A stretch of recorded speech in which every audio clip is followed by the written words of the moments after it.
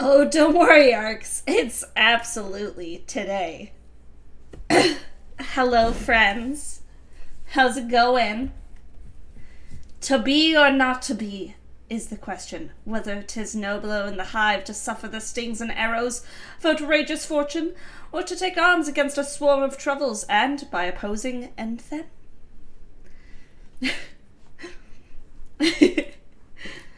Where's my Macbeth? No, that's Hamlet. That's Hamlet, not Macbeth. Oh my god. This is a thing of beauty.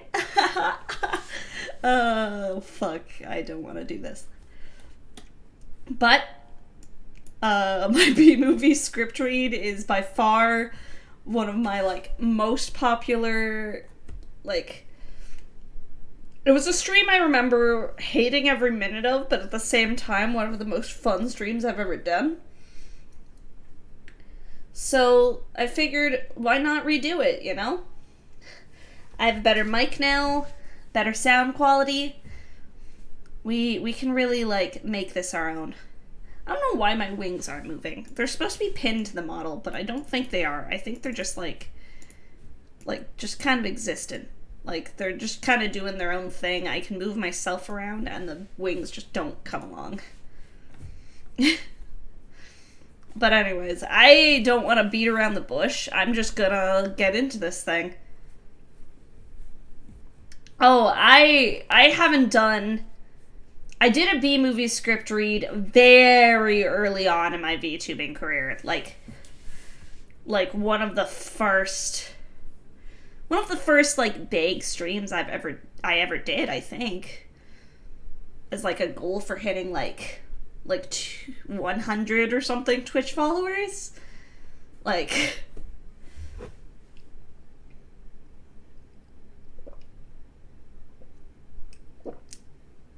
Now we're at nearly 1,000. So, it was a while ago. But yeah, we're just gonna dig into things. I'm not sure if I should just have my soothing voice or if I should put on some music in the background. If we want some lo-fi. Hello, Alistair. Do we want some very quiet lo-fi in the background, just a faint sound of lo-fi music? I think that's what I did last time. I think I just did very, very faint lo-fi.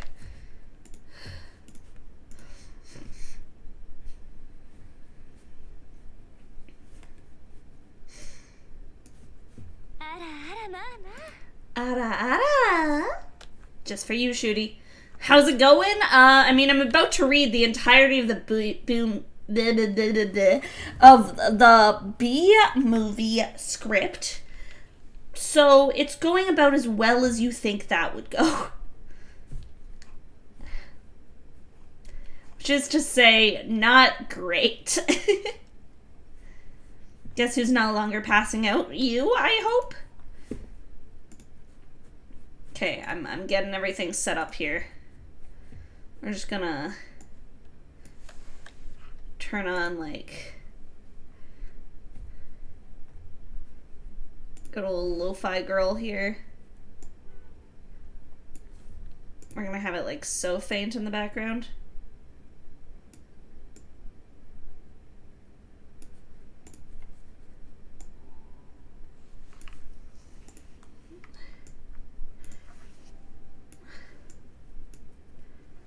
Like, if I talk, you guys can hear me very nicely over that. I imagine you can. I'm pretty loud. But yeah, let's just get into this shit. Like, I don't really want to prolong my suffering, so we'll just dive into this. Don't feel bad. I about drove off the road a few times today. Jesus, guys, take care of yourselves. Holy fuck. All right. Are we ready? According to all known laws of aviation, there is no way that a bee should be able to fly. Its wings are too small to get its fat little body off the ground. The bee, of course, flies anyway, because bees don't care what humans think is impossible. This script also has, like, stage directions. Cut to Barry's room, where he's picking out what to wear. Yellow, black, yellow, black, yellow, black, yellow, black. Ooh, black and yellow. Let's shake it up a little. Barry uses honey from a dispenser to style his hair, rinse his mouth, and then applies it to his armpits. Barry's mom calls from downstairs. Barry, breakfast is ready! Coming! His phone rings. Oh, hang on a second. He adjusts his antennas into a headset. Hello? Barry? Adam! Can you believe this is happening? I can't believe it. I'll pick you up. He hangs up and sharpens his stinger. Looking sharp. And he flies downstairs. Barry, why don't you use the stairs? Your father paid good money for those. Sorry, I'm excited. Here's the graduate. We're very proud of you, son. And a perfect report card, too.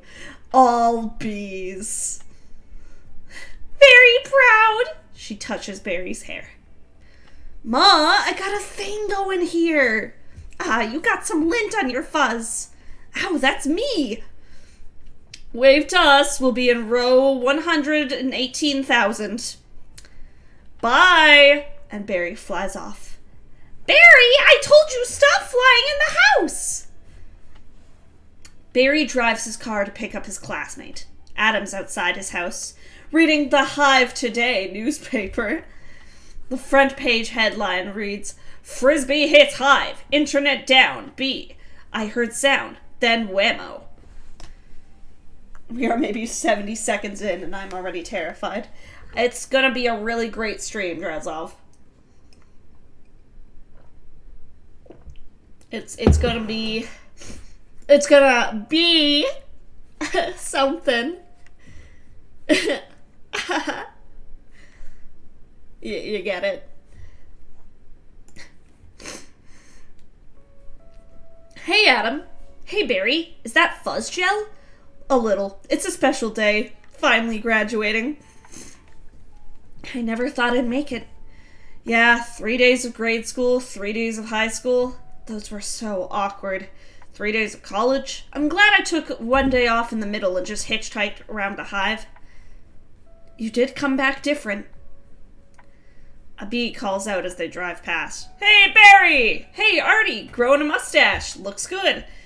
Hey, did you hear about Frankie? Yeah. You going to his funeral? No, I'm not going to his funeral. Everybody knows you sting someone, you die. You don't waste it on a squirrel. He was such a hothead. Yeah, I guess he could have just gotten out of the way. They make various noises as the car goes up and down some hills and does a loop on the road. Whoa! I love this, incorporating an amusement park right into our regular day. I guess that's why they say we don't need vacations. They arrive, fly in, and take their seats. Boy, quite a bit of pomp under the circumstances.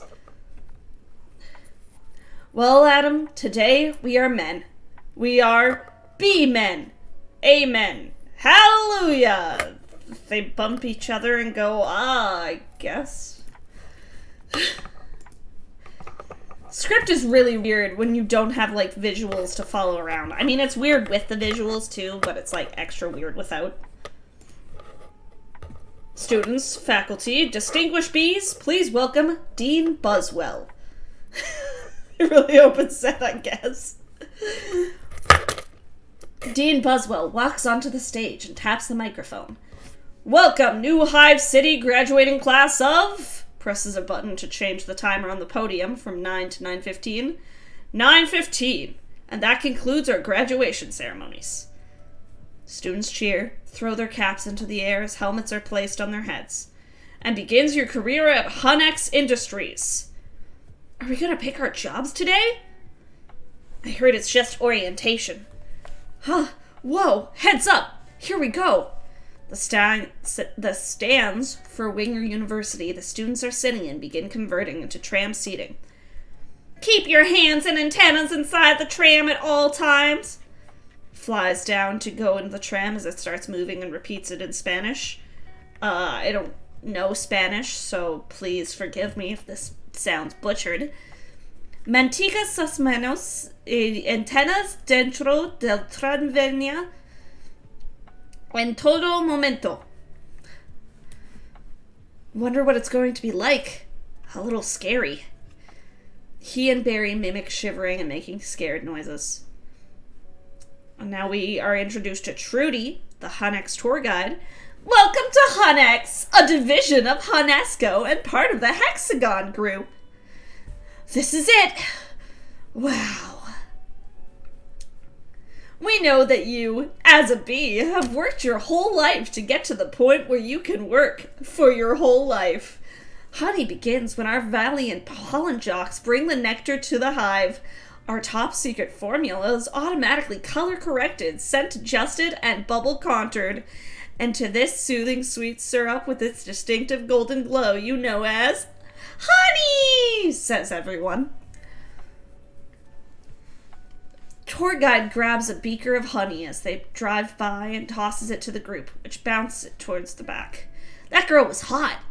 She's my cousin. She is? Yes, we're all cousins. Right, you're right. What?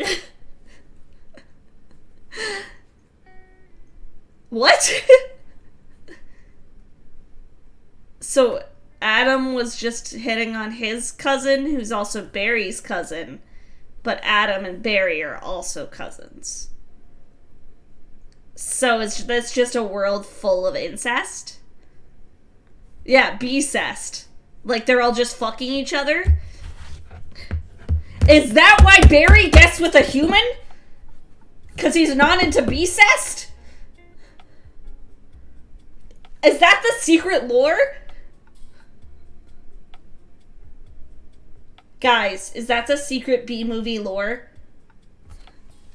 I need to adjust my camera. My camera's being weird.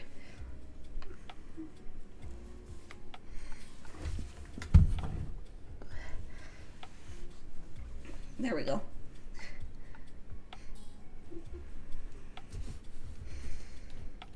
My camera's being dumb. Hang on. I'll be back. I just want to make sure this is...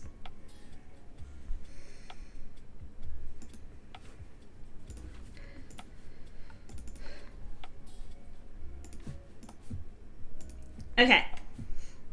There we go. At Hunex, we're also constantly striving to improve every aspect of bee existence. These bees are stress testing a new helmet technology. Behind a display window, a bee puts on a helmet, then runs back and forth as levers holding a rolled up magazine, fly swatter, and shoe move down to try and hit him.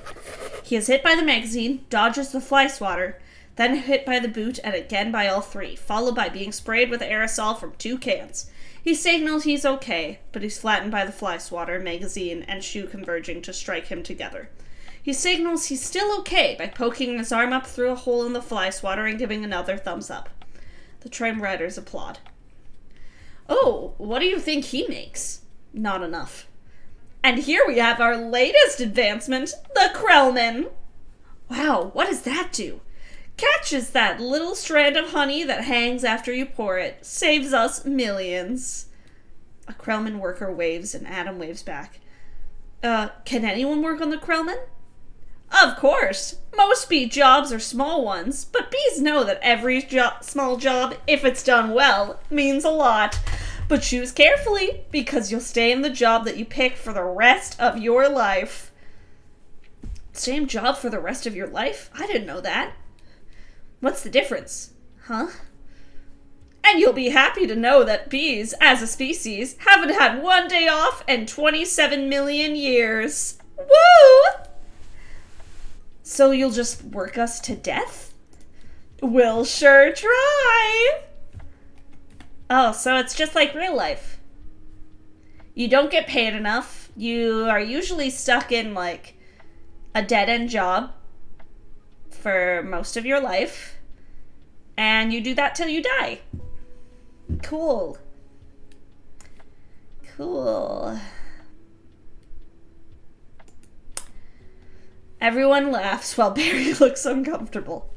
The tram converts into a boat that flows down a log flume-style ramp with honey in it. And then converts back to a wheeled tram at the end. With the tour over, Adam and Barry head home. Adam jumps with excitement. Wow, that blew my mind! What's the difference? Adam, how could you say that? One job forever? That's an insane choice to have to make. Well, I'm relieved. Now we only have to make one decision in life. But Adam, how could they have never told us that? Barry, why would you question anything? We're bees. We're the most perfectly functioning society on Earth. Yeah, but Adam, did you ever think that maybe things work a little too well around here? Like what? Give me one example. They both stop in the middle of an intersection. The traffic adjusts to drive around them. I don't know, but you know what I'm talking about. An announcer over a speaker shouts out, "Please clear the gate! Royal Nectar Fortune approach! Royal Nectar Fortune approach!" Wait a second. Check it out! Hey, those are pollen jocks! Wow. The pollen jocks fly into the hive and land. I've never seen them this close. They know what it's like to go outside the hive. Yeah, but some of them don't make back. 2 lady bees wave at the jocks and call out, "Hey jocks! Hi jocks!" The pollen is removed from the jocks and collected into storage capsules marked nectar, then trucked away. A general flies over to welcome them. "You guys did great! You're monsters! You're sky freaks! I love it! I love it!" I wonder where those guys have been. I don't know. Their day's not planned. Outside the hive, flying who knows where, doing who knows what. You can't just decide one day to be a pollen jock. You have to be bred for that. Right. Pollen begins drifting down around them. Look at that. That's more pollen than you and I will ever see in a lifetime. It's just a status symbol. I think bees make too big a deal out of it. Perhaps, unless you're wearing it and the ladies see you wearing it. The same 2 lady bees giggle at being talked about. Those ladies, aren't they our cousins too? Distant. So he's okay with bee-cest if it's distant bee-cest. He's okay with fucking a cousin if it's like a distant relative.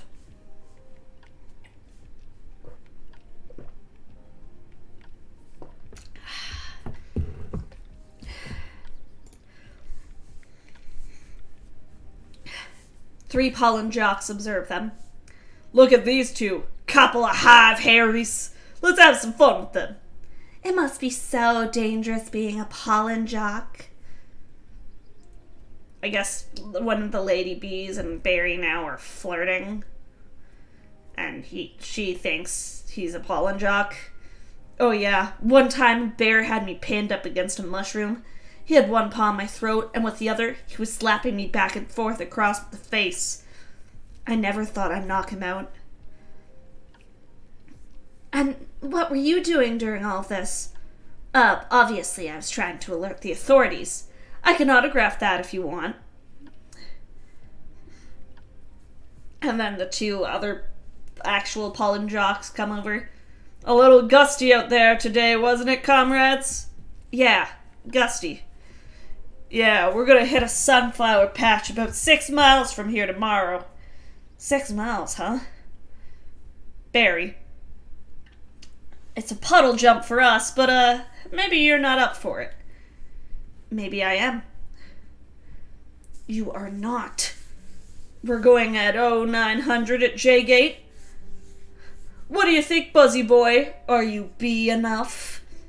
I might be. It all depends on what 0900 means. Later, back at home that night, Barry is on the balcony, looking out at the hive. Hey, Hunnex! Oh, Dad, you surprised me. Ha ha, have you decided what you're interested in, son? Well, there's a lot of choices. But you only get one, ha ha ha. Dad, do you ever get bored doing the same job every day? Son, let me tell you something about stirring. You grab that stick and you just move it around and you stir it around. You get yourself into a rhythm. It's a beautiful thing. You know, Dad, the more I think about it, maybe the honey field just isn't right for me. And you were thinking of what? Making balloon animals? That's a bad job for a guy with a stinger. Well, no. Janet, your son's not sure he wants to go into honey. Oh, Barry, you're so funny sometimes. I'm not trying to be funny. You're not funny. You're going into honey. Our son, the stirrer. You're gonna be a stirrer? No one's listening to me. Wait till you see the stick... that's Dad. Wait till you see the sticks I have for you. I can say anything I want right now. I'm gonna get a tattoo. Oh, an ant tattoo.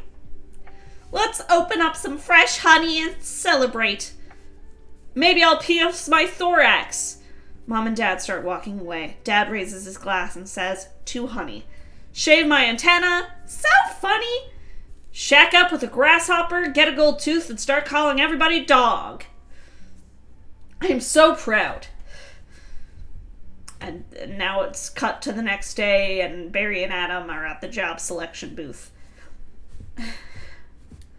Again, this script is weird without the, actual following scenes.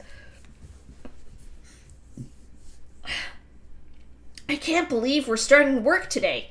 Today's the day. Come on, all the good jobs will be gone. Yeah, right. Dean Boswell at his second job, located at the desk in front of the Hunnex job placement board. Pollen counting, stunt bee, pouring, stirring, front desk, hair removal. Is it still available? Hang on. 2 left. And one of them's yours. Congratulations, son. Step to the side, please. Yeah. What'd you get? Picking the crud out. Whoa. That is stellar. Wow. Couple of newbies? Yes, sir. Our first day, and we're ready. Well, step up and make your choice. Adam says to Barry. Do you want to go first? No. You go. Oh my. What's available? Restroom attendant's always open, and not for the reason you think. Any chance of getting onto the Krellman, sir? Sure, you're on. Status for Krellman worker changes suddenly. Oh, I'm sorry. The Krellman just closed out. Oh, Queen. I can't ooh-woo while reading this shit. I mean, I'm gonna try, but it's gonna be awful. Alright.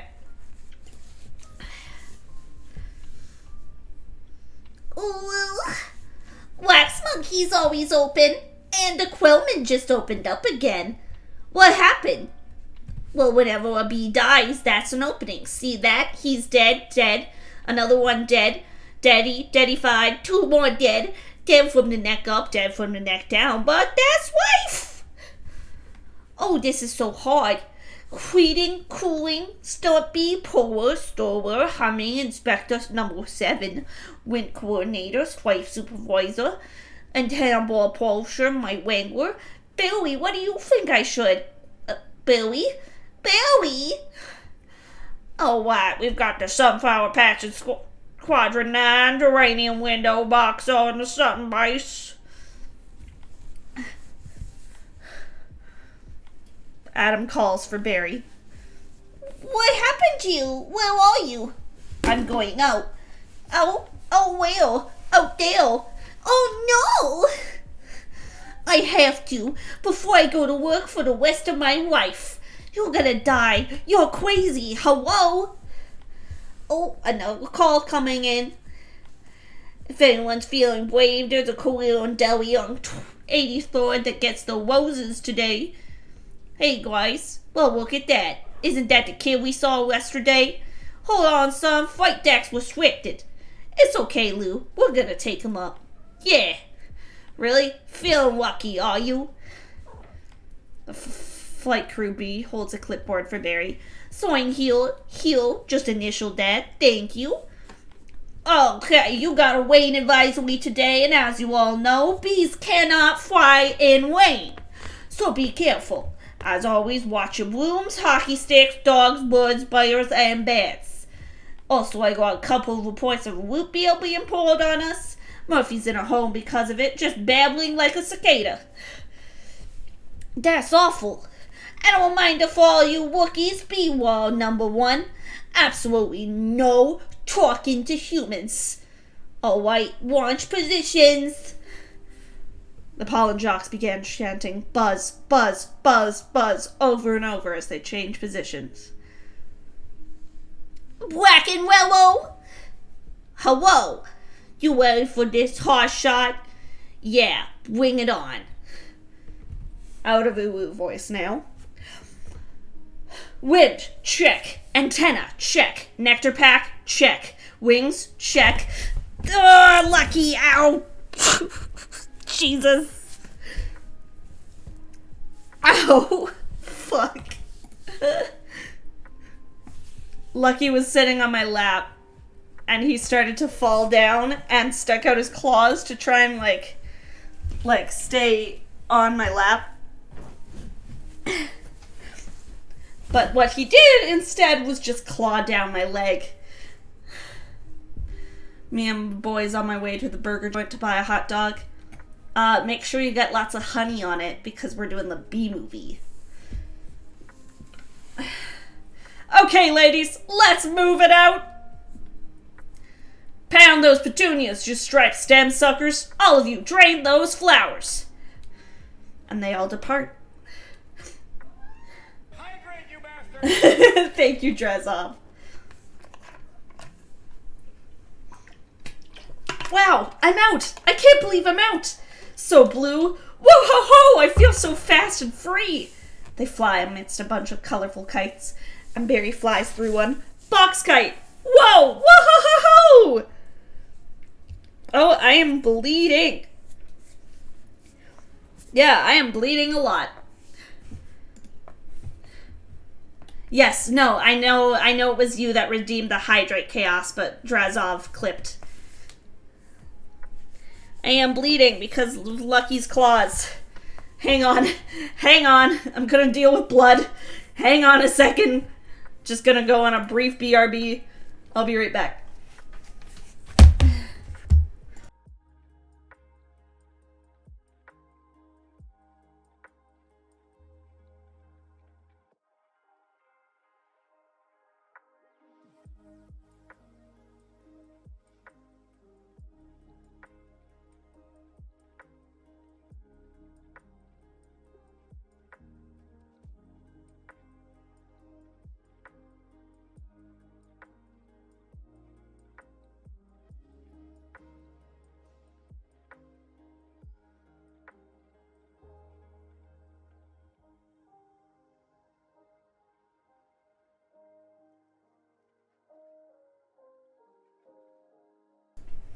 There's nothing needing to go to the hospital over. It's just like he clawed me and clawed pretty deep, so it's bleeding.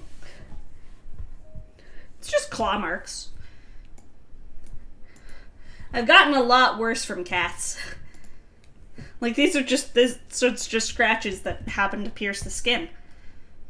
This is Blue Leader. We have Rose's visual, bringing around 30 degrees and hold. Oh, shit. Caitlin redeemed a Valley Girl apple. Roses! 30 degrees, Roger, bringing it around. The squadron lands. The jocks fire their nectar packs, and long tubes inject into the flowers and suck up the nectar. Stand to the side, kid. It's got a bit of a kick. Oh, that is one nectar collector. You ever see pollination up close? No, sir. I pick up some pollen here, sprinkle it over here, maybe a dash over there, a pinch on that one. See that? It's a little bit of magic in it. Wow, that's amazing. Why don't we do that? That's pollen power, kid. More pollen, more flowers, more nectar, more honey for us. Cool. They fly over a pond, blah, blah, blah, blah, blah, blah, blah.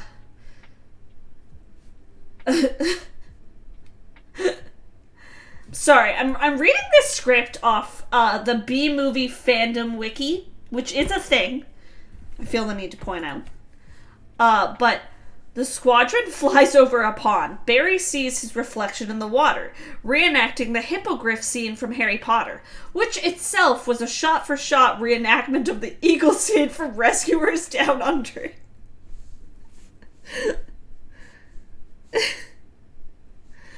I love the stage directions they added here. I'm picking up a lot of bright yellow. Could be daisies. Don't we need those? Copy that visual. Hold on. One of these flowers seems to be on the move. Say again. Are you reporting a moving flower? Affirmative. The 3 bees land to check out the objects, which turn out to be tennis balls. That was on the line. This is the coolest. What is it? I don't know, but I'm loving this color. It smells good. Not like a flower, but I like it. Yeah, fuzzy, chemically. Careful, guys. It's a little grabby. My sweet lord of bees. Hey, candy brain. Get off there. Problem. A woman picks up the tennis ball Barry is stuck to and walks back to the serving line. Guys, this could be bad. Affirmative. As the woman bounces the ball a few times, Barry's still stuck to it and says on each bounce, very close. Gonna hurt. Mama's little boy. You are way out of possession, rookie. Barry screams as the woman hits the ball. Coming in at you like a missile. Barry in slow motion. Help me.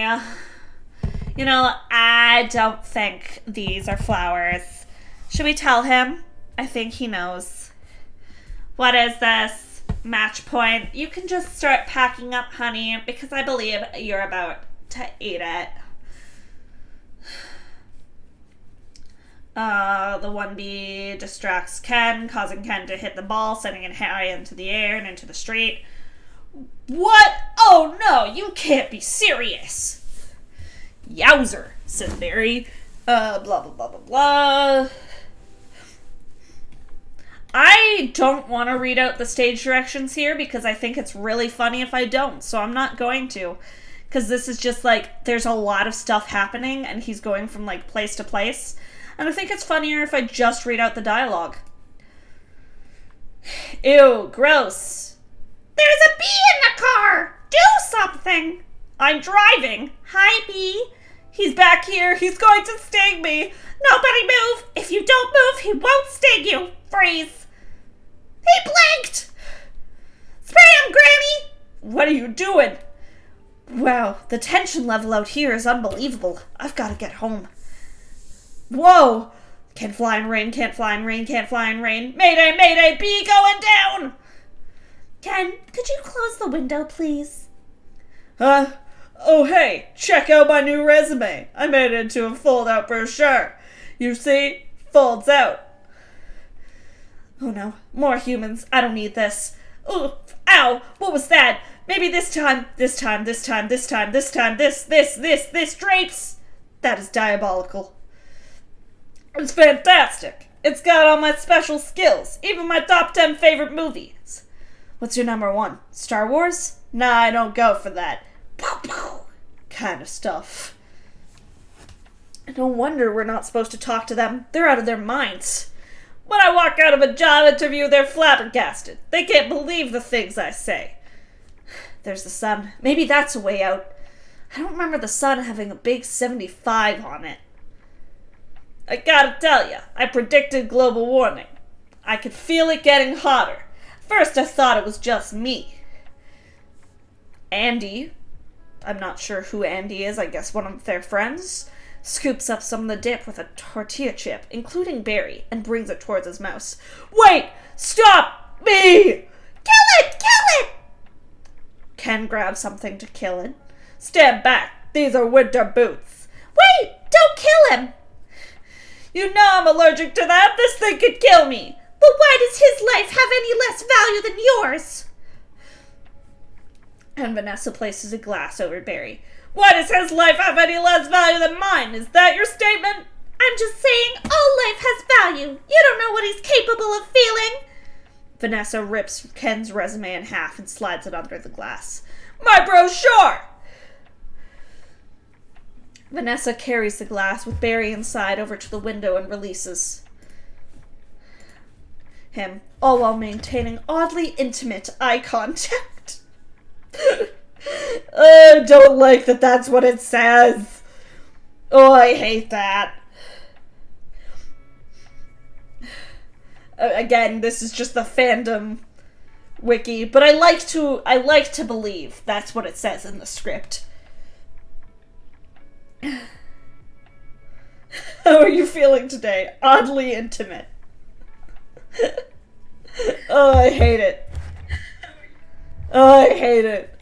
There you go, little guy. I'm not scared of him, but yeah, it's an allergic thing. Hey, why don't you put that on your resume brochure? It's not funny. My whole face could puff up. Make it one of your special skills. You know, knocking someone out is also a special skill. Later, as the rain stops and the sun comes back out. Right. Bye, Vanessa. Thanks. Vanessa, next week, yogurt night? Yeah, sure, Ken. You know, whatever. You can put kebab chips on there. Bye. Supposed to be less calories or something. Bye. The last of her guests have left. She shuts the door and begins cleanup. I gotta say something. She saved my life. I've gotta say something. Here it goes. Barry flies back into her house through the almost closed window and she stops in front of a can of Bumblebee Chunk Light tuna. As Vanessa walks by, stopping right in line with the mascot, he starts to walk away and looks back, says, huh, and turns back around at the mascot, then says nah as he dismisses the picture and continues walking. Barry resumes flying and lands on a postcard from Coney Island, tipped to the refrigerator, again in a position where Vanessa doesn't notice him. What would I say? I could really get in trouble. It's a B law. You're not supposed to talk to a human. I can't believe I'm doing this. I've got to. Oh, I can't do it. Come on. No. Yes, do it. No, I can't. How should I start it? You like jazz? Okay, he said the line, ladies and gentlemen. We can all go home. We did the you like jazz. That's it. End of the stream.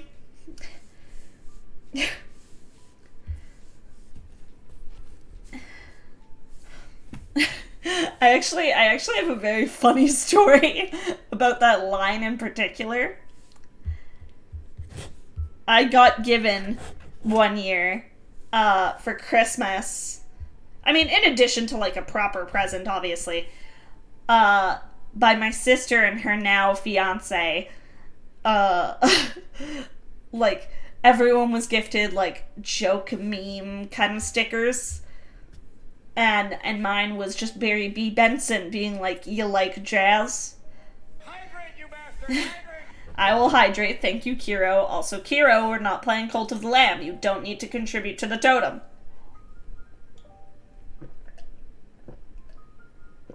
But I got gifted one that said, like, it was Barry kind of leaning, and he said, like, you like jazz. So, okay.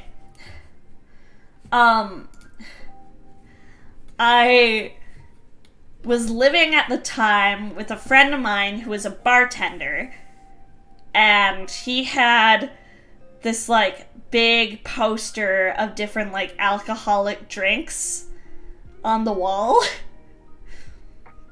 And I put the sticker up on top of one of the drinks so that he was, like, leaning up against it. Barry. And it took my roommate, like, months to notice this. I put it up, like, that December, and I think he didn't notice it till, like, March. Or maybe April. Like, it took him a while. And it was just really funny. It was this kind of fun game of just seeing how long it would take to notice. But anyways. No, that's no good. Here she comes. Speak, you fool. Barry to Vanessa. Hi. Vanessa gasps and drops the dishes. I'm sorry. You're talking. Yes, I know. I know. You're talking. I know. I'm sorry. I'm so sorry. No, it's okay. It's fine. It's just, I know I'm dreaming, but I don't recall going to bed. Well, you know, I'm sure this is very disconcerting. Yeah, I mean, this is a bit of a surprise to me. I mean, you're a bee. Yeah. Yeah, I'm a bee, and I know you're not supposed to be doing this. I'm not supposed to be doing this, but they were all trying to kill me, and if it wasn't for you, I mean, I have to thank you. It's the way I was raised. Vanessa grabs a fork and stabs herself in the hand, then cries out. Oh, that's a little weird. I'm talking to a bee. Yeah, I'm talking to a bee. Anyway, and the bee is talking to me. I just wanted to say that I'm grateful, and I'm going to go now. Wait. How did you learn to do that? What? The talking thing. Oh, the same way you did, I guess. Mama, Dada, honey, you pick it up. That's very funny. Yeah, bees are funny. If we didn't laugh, we'd cry with what we'd have to deal with. Anyway, can I, get you something? Like what? I don't know, I mean, I don't know, coffee? Well, I don't want to put you out, unless you're making it anyway. Oh, it's no trouble. It only takes 2 minutes. Really? It's just coffee. I'd hate to impose. Don't be ridiculous. Actually, I would love a cup. Hey, you want a little rum cake? I really shouldn't. Have a little rum cake. Oh, no, I can't. Oh, come on. You know, I'm trying to lose a couple micrograms here. Where? Well, these stripes don't help. You look great. I don't know if you know anything about fashion. This is so fucking weird. This entire script is so fucking weird. Like, this entire thing is just weird, and I don't know how to process it. Vanessa walks away and begins pouring coffee onto the floor, a coffee cup in her other hand. Are you all right? No. Fade to Vanessa and Barry on a roof terrace, talking and having coffee. He's making the tie in the cab as they're flying up Madison, so he finally gets there. He runs up to the steps into the church. The wedding is on. Yeah. And he says, watermelon? I thought you said Guatemalan. Uh-huh. Why would I marry a watermelon? Ha ha.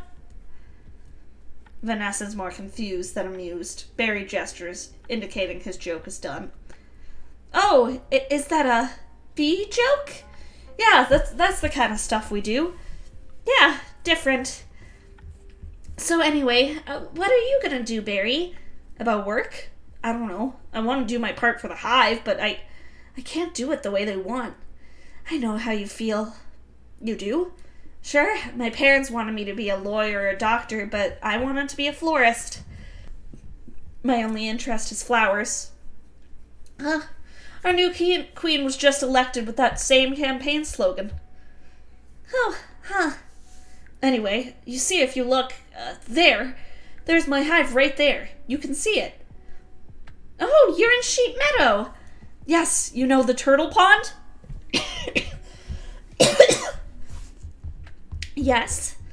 I'm right off of that. Oh, no way! I know that area. Do you know I lost a toe ring there once?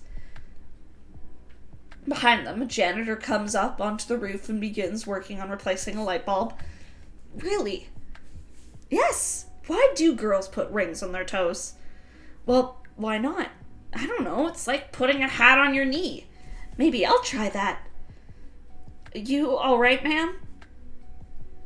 Says the janitor. Vanessa realizes how it must look talking to herself. Oh yeah, fine. Just having 2 cups of coffee. Vanessa and Barry share a little quiet time. She glances aside and catches him staring smittenly. Actual line from the official audio description on Netflix! Oh, I hate that! The official audio description on Netflix says that she glances aside and catches him staring smittenly. Oh, I hate this fucking movie. I hate it. I hate it with a passion. Dear God. Someone got paid to write that for Netflix professionally. Yeah. Anyway, this has been great. Thanks for the coffee. Yeah, it's no trouble. Sorry I couldn't finish it. If I did, I'd be up for the rest of my life. Are you, can I take a piece of this with me? Sure, have a crumb. She passes one to Mary on her fingertip. Oh, thanks. Yeah. Well, I guess I'll see you around. Or not. Or... Okay, Barry. And thank you so much again for before. Oh, that was nothing. Well, not nothing, but anyway. Barry extends his hand. Vanessa touches it with her finger and they gingerly shake. The janitor looks over and continues tightening the bulb in the socket. It shorts, causing him to lose his balance and fall backwards. The next day at the Honix building, hurricane survival testing is in progress. A bee wearing a parachute is in a wind tunnel. This can't possibly work. Well, he's all set to go. We might as well try it. Okay, Dave, pull the chute. Dave pulls the cord and is immediately blown backwards. Barry and Adam walk by outside the testing chamber. Sounds amazing. Oh, it was amazing. It was the scariest, happiest moment of my life. Humans! I can't believe you were with humans! Giant, scary humans. What were they like? Huge and crazy. They talk crazy, they eat crazy giant things, they drive around real crazy. And do they try and kill you like on TV? Some of them, but some of them don't. How'd you get back? Poodle. Look, you did it, and I'm glad. You saw whatever you wanted to see out there. You had your experience, and now you're back. You can pick out your job, and everything can be normal. Well, I met someone. You met someone? Was she bee-ish? Not a wasp. Your parents will kill you. No, not a wasp. Spider? You know I'm not attracted to spiders. I know to everyone else it's like the hottest thing with the 8 legs and all. I can't get by that face. So, who is she? She's a human. Oh, no, that didn't happen. You didn't do that. That is a bee law. You didn't break a bee law.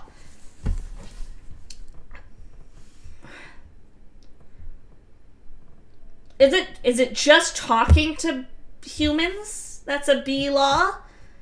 Or is it specifically fucking a human? I need to know. I really need to know. I need to have a copy of the bee laws.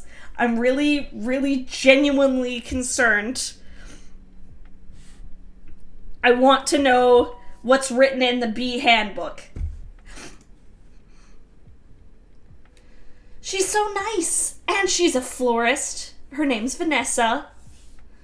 Oh, no, no, no. You're dating a human florist? Well, we're not dating.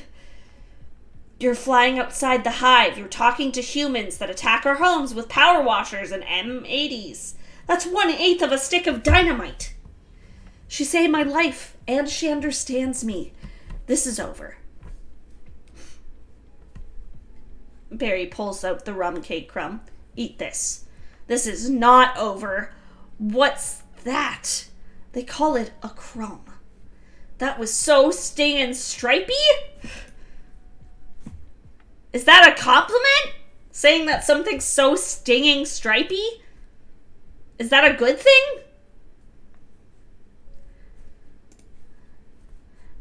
And that's not even what they eat. That just falls off what they eat. Do you know what a Cinnabon is? No. It's bread. Come in here. And cinnamon. Be quiet. And frosting. They heat it up really hot. Listen to me. We are not them. We're us. There's us and there's them. Yes, but who can deny the heart that is yearning? There's no yearning. Stop yearning. Listen to me. You have got to start thinking bee, my friend. Thinking bee, thinking bee, thinking bee, thinking bee, thinking bee. There's like a group of them all chanting. And then Barry's like lying on a raft in his like family's honey pool. There he is. He's in the pool. You know what your problem is, Barry. I've got to start thinking, bee. Barry, how much longer is this going to go on? It's been 3 days. I don't understand why you're not working. Well, I've got a lot of big life decisions I'm thinking about. What life? You have no life. You have no job. You're barely a bee. Would it kill you to just make a little honey? Barry rolls off the raft and sinks into the pool. Barry, come out from under there. It says rather, but Father's talking to you. Martin, would you talk to him? Barry, I'm talking to you. Barry keeps swimming downward through the honey, which clears and leads him to an imaginary park where Vanessa is waiting for him, reclining on a picnic blanket. Sugar, Sugar by the Archies playing in the background. She swats a mosquito that lands on her leg, then looks at Barry for his reaction. Both are surprised, but then laugh about it. You coming? Said in a sultry way. Got everything? All set. She gets into a one-man ultralight plane with a black and yellow paint job and puts on her helmet. She and the plane are now Barry's size. You go ahead. I'll catch up. Don't be too long. The plane takes off. Barry soon catches up and they fly together. Watch this. The plane does a loop, trailing red smoke that forms a heart, then crashes into the side of a rock pile, bursting into flames. Yelling in anguish, Vanessa! His cries change to bubbles escaping his mouth. Barry breaks the surface of the pool, gasping for air. We're still here, Barry. I told you not to yell at him. He doesn't respond when you yell at him. Then why are you yelling at me? Because you don't listen! I'm not listening to this. Barry dries himself and puts on his sweater. Sorry, Mom. I've got to go. Where are you going? Nowhere. I'm meeting a friend. A girl? Is this why you can't decide? Bye. I just hope she's bee-ish.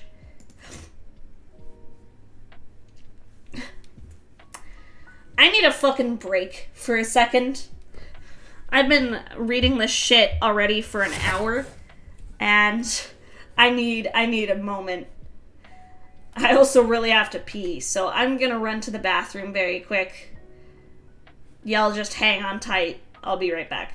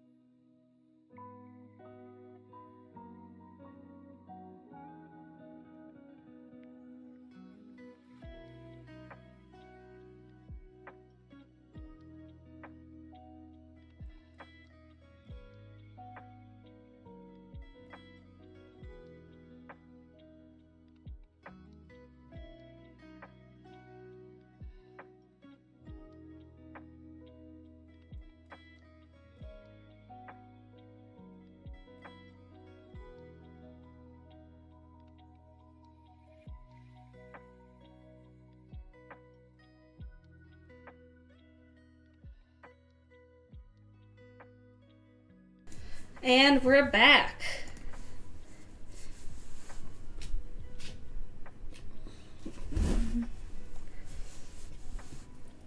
So they have a huge parade of just flowers every year in Pasadena.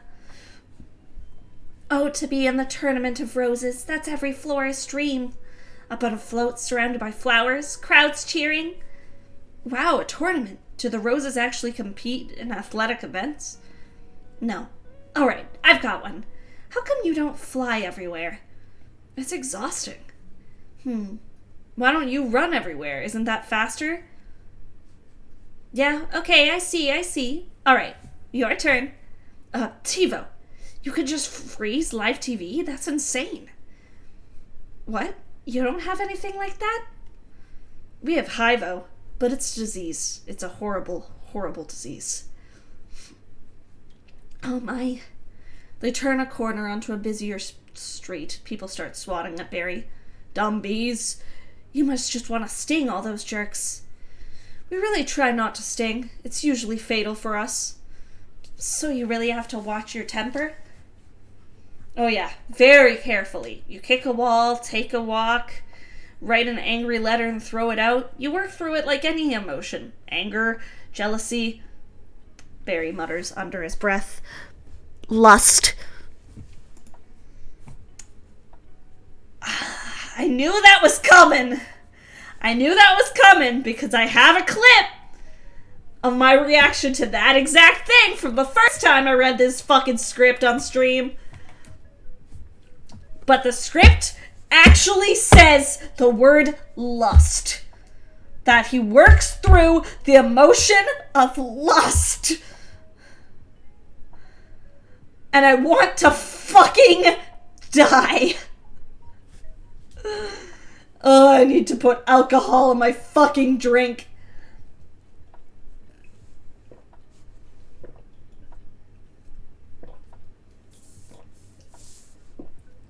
Jerry Seinfeld, what did we do to you? What did we do to get given this fucking shit?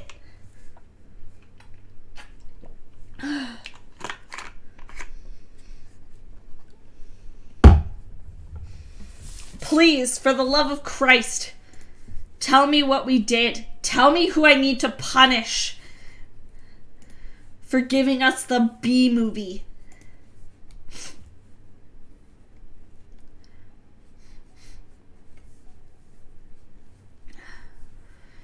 Stock boy in the grocery store they're in, or the supermarket, hits him with a rolled up advertisement. Oh my goodness, are you okay? Yeah, whew. What is wrong with you? It's a bug. Well, he's not bothering anybody. Get out of here, you creep. What was that, a pick and save circular? Yeah, it was. How did you know? It felt about 10 pages. 75's pretty much our limit. Boy, you've really got that down to science. Oh, we have to. I lost a cousin to Italian Vogue. Shooty, you can't...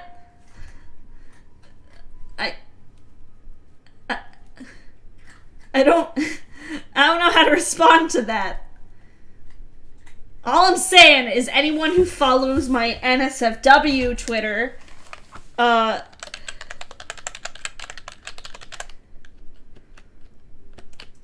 that, if you're wondering, knows I prefer to be the one being punished. And that's all I'm gonna say.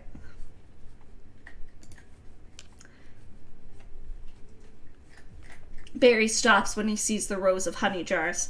What in the name of mighty Hercules is this? How did this get here? Cute Bee, Golden Blossom?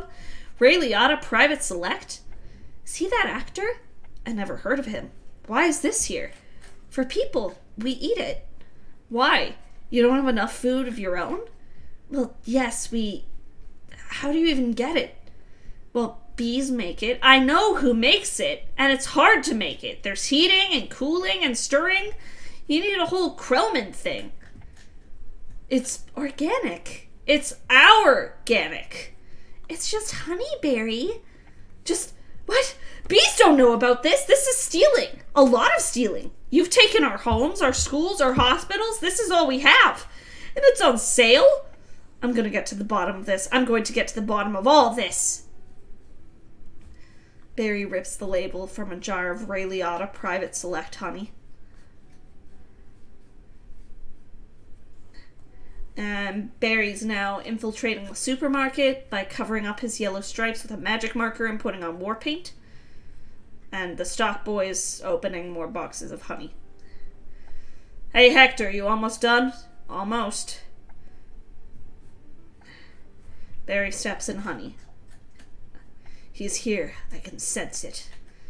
And the stock boy grabs his box cutter as Barry highs. Well, I guess I'll go home now. Just leave this nice honey out with no one around. Barry steps out into the light. You're busted, box boy. Ha! I knew I heard something. So you can talk. Barry flies at him, Stinger first, backing him against the wall. Hector drops the knife. Oh, I can talk. And now you're going to start talking. Where are you getting all the sweet stuff? Who's your supplier? I don't know what you're talking about. I thought we were all friends. The last thing I want to do is upset any of you bees. Hector grabs a pushpin, and Barry begins fencing him with a stinger. Ah, you're too late. It's ours now. You, sir, have crossed the wrong sword. You, sir, are about to be lunch for my iguana, Ignacio. They fight. Where is the honey coming from? Barry knocks the pushpin away and puts his stinger up to Hector's nose. Tell me where. Honey farms. It comes from honey farms. Barry flies after a truck and dodges a bunch of shit.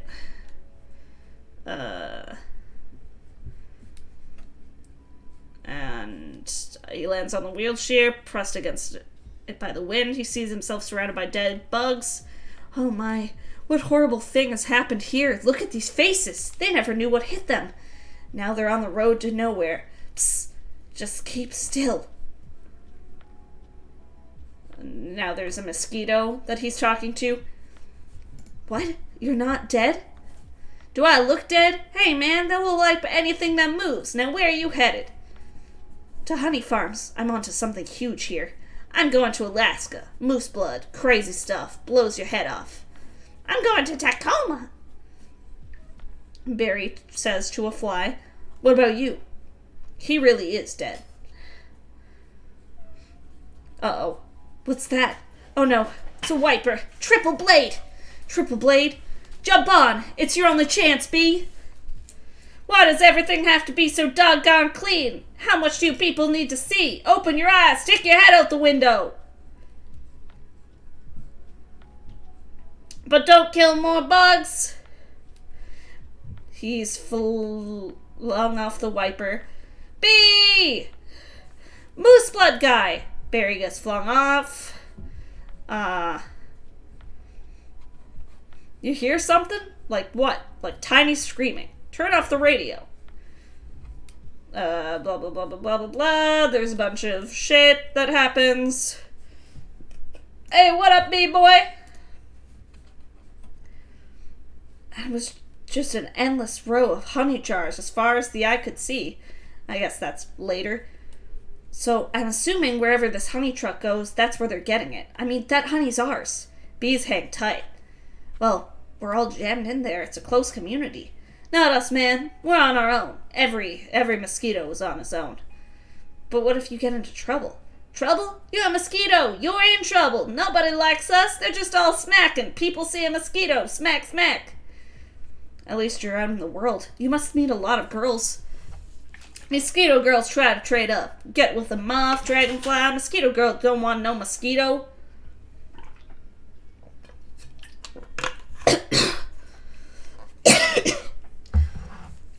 Whoa, you've got to be kidding me. Moose blood's about to leave the building. So long, B. Hey guys, I knew I'd catch you all down here. Did you bring your crazy straws? At Honey Farms, the truck stops. Barry flies out. Two beekeepers walk along the back side of the gift shop. Barry follows, landing in a tree. Then we throw it in some jars, slap a label on it. It's pretty much pure profit. What is this place? Bee's got a brain the size of a pinhead. They are pinheads. Hey, check out the new smoker. Oh, sweet. That's the one you want? The Thomas 3000. Smoker.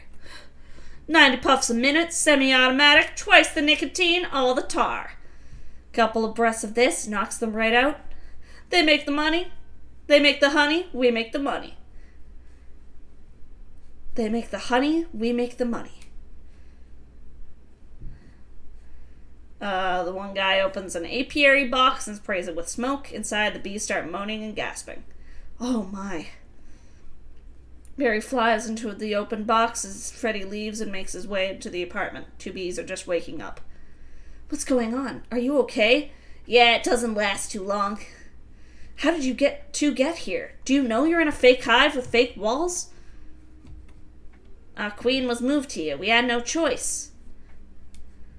He's pointing to a picture. This is your queen? That's a man in women's clothes. That's a drag queen. What's wrong with that? I would watch the shit out of a movie about a bee drag queen, to be honest. That's the sequel to the bee movie I never knew I wanted. Give me a story about a bee drag queen. Barry flies through the apartments and out into the open air. He hovers high above a tree. Yeah, probably. He sees even more apiary boxes on the farm. He begins taking pictures. Oh no, there's hundreds of them. Bee honey, our honey, is being stolen on a massive scale. Back at home, Barry's talking with his parents, Adam and Uncle Carl. This is worse than anything bears have done to us, and I intend to do something about it. Oh, Barry, stop. Who told you that bees are taking or that humans are taking our honey? That's just a rumor. Do these look like rumors? Barry throws his pictures on the table. This is weirdly annoying me because if kept bees don't like the apiary conditions, they will literally leave. Barry, how did you get mixed up in all this? 'Cause he's been talking to humans. What? Talking to humans? He has a human girlfriend. Oh, Barry. And they make out. Make out? Barry? We do not. You wish you could. Whose side are you on? The bees. I did a cricket once in San Antonio. Man, those crazy legs kept me up all night. Ha-choo-wah.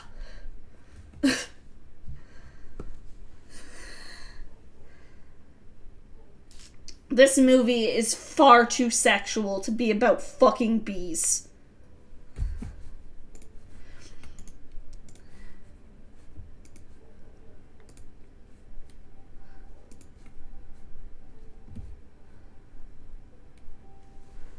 Barry, this is what you want to do with your life? This is what I want to do for all our lives. Nobody works harder than bees. Dad, I remember you coming home some nights so overworked your hands were still stirring. You couldn't stop them. What right do they have to our hard-earned honey? We're living on 2 cups a year. They're putting it in lip balm for no reason whatsoever. Even if it's true, Barry, what could one bee do?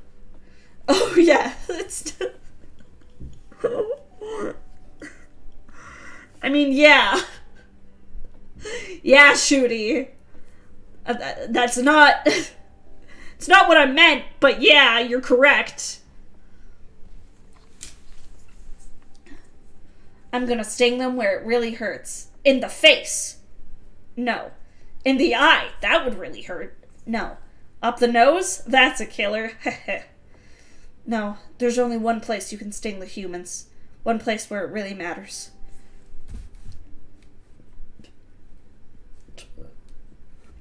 Hive at 5, the Hive's only full-hour action news source, with Bob Bumble at the anchor desk.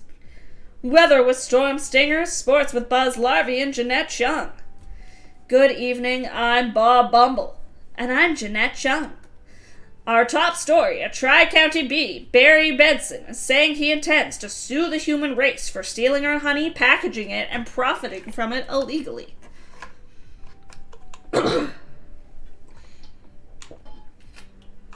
Broadcast shifts again to another studio in the building for B. Larry King. They couldn't think of some clever They couldn't think of some clever bee pun with Larry King? Like Larry Sting, even? It's that simple. It could have literally just been Larry Sting.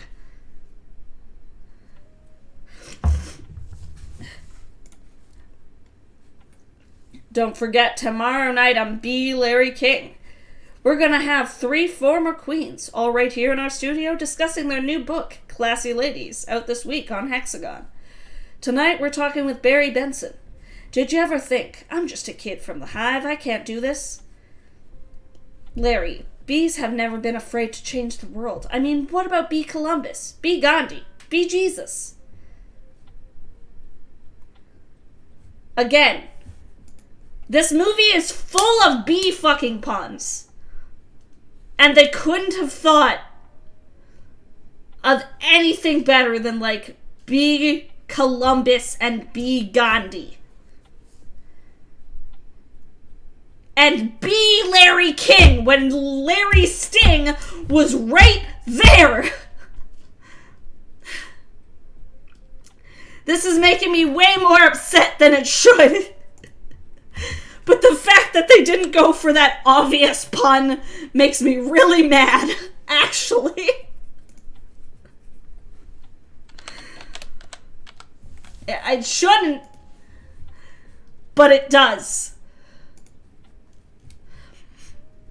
Well, where I'm from, you wouldn't think of suing humans. We were thinking more like stickball candy stores. Well, I want you to know that the entire bee community is supporting you in this case, which is certain to be the trial of the bee century. Thank you, Larry. You know, they have a Larry King in the human world, too. It's a common name. Next week on Be Larry King. No, I mean, he looks like you and has a show with suspenders and different colored dots behind him. Next week on Be Larry King. Old guy with glasses, there's quotes along the bottom from the guest you're watching, even though you just heard them. They're next week, they're scary, they're hairy, and they're here live. Always leans forward, pointy shoulders, squinty eyes, very Jewish. Is that an insult? Nighttime at Vanessa's flower shop. Law books and legal forms are piled up. Look, in tennis, you attack at the point of weakness. But it was my grandmother, Ken. She's 81. Ha! Honey, her backhand's a joke. I'm not going to take advantage of that. Quiet, please. Actual work going on here. Is that the same bee?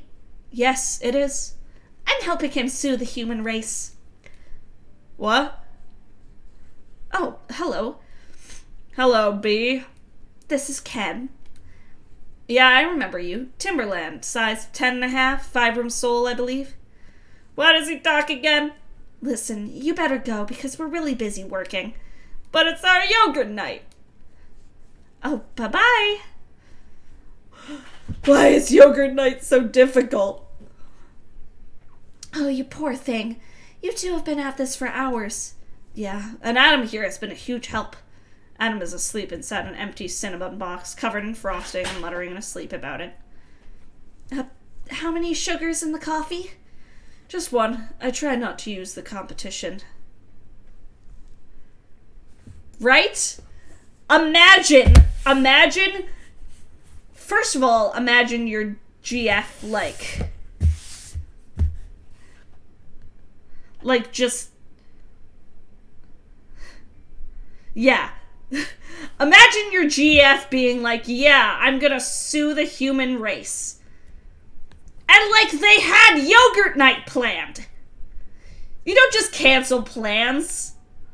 That's so rude.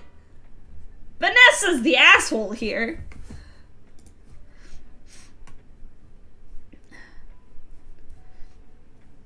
Oh, so why are you helping me anyways?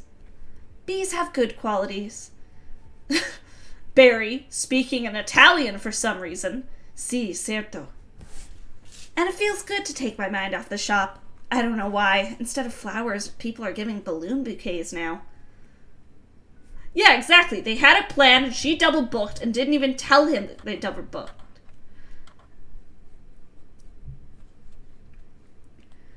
Yeah, those are great if you're 3.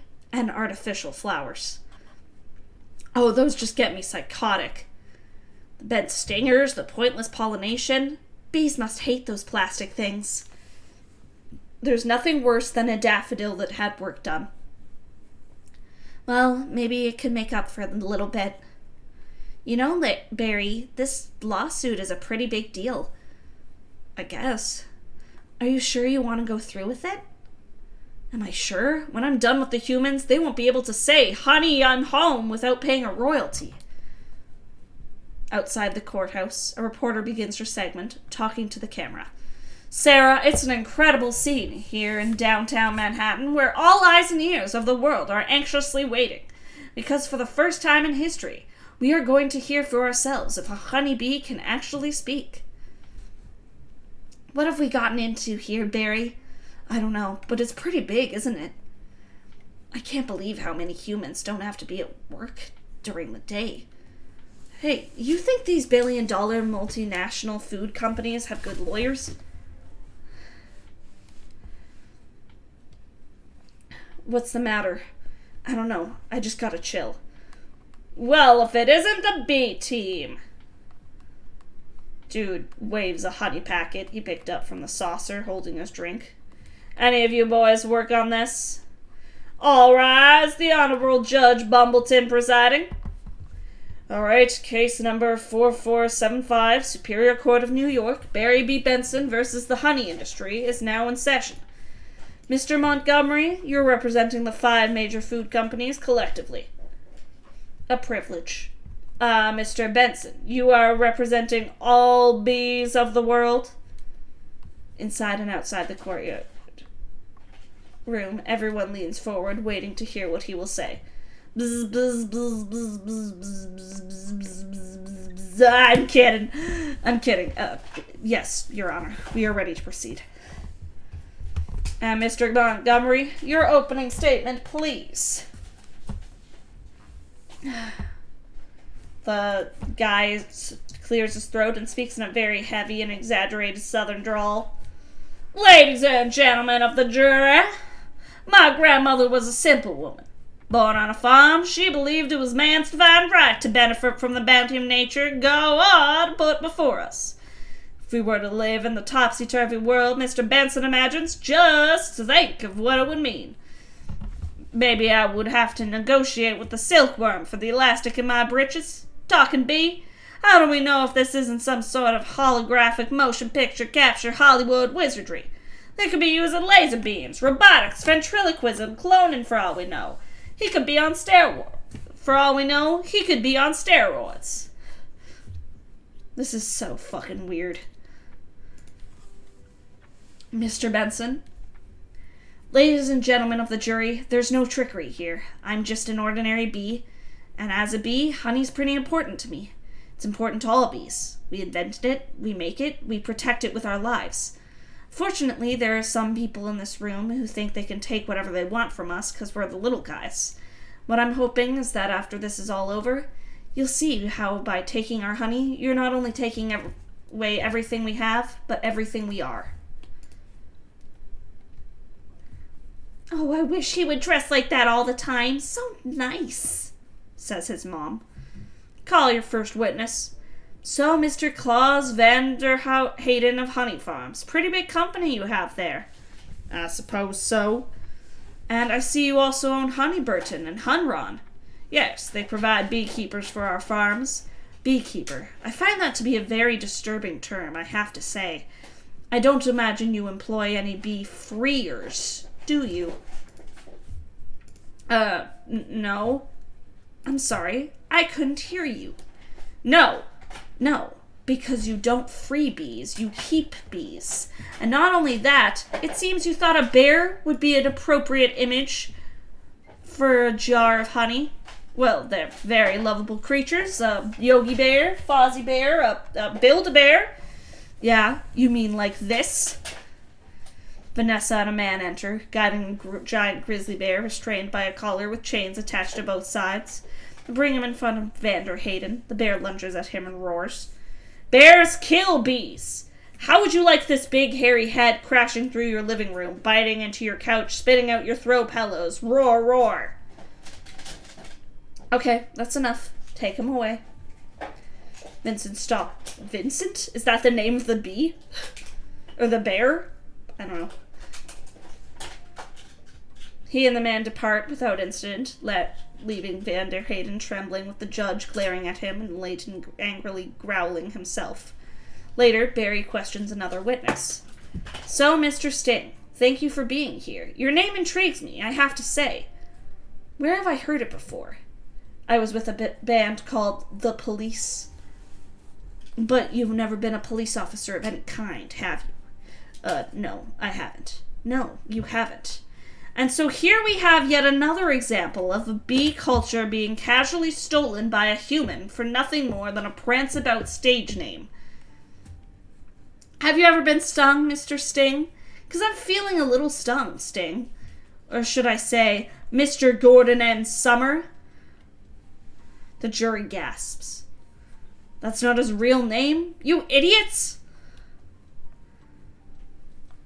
Later on, Barry is questioning another witness.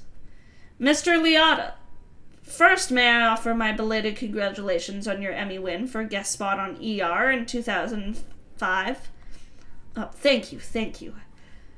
I also see from your resume that you're devilishly handsome, but with a churning inner turmoil that's always ready to blow. I enjoy what I do. Is that a crime? Not yet it isn't. But this is what it's come to for you, Mr. Liotta. Exploiting tiny, helpless bees so you don't have to rehearse your part and learn your lines, sir.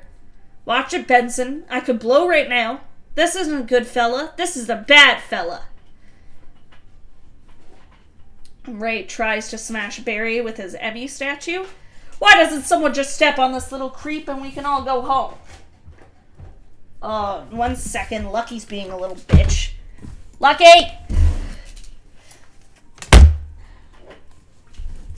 Trying to chew on blinds again.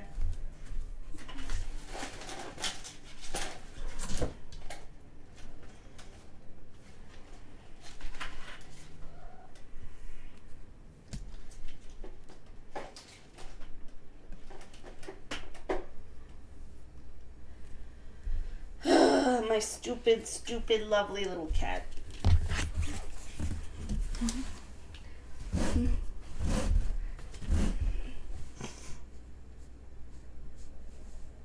He's gonna get me in trouble because I'm gonna have to pay more for the blinds.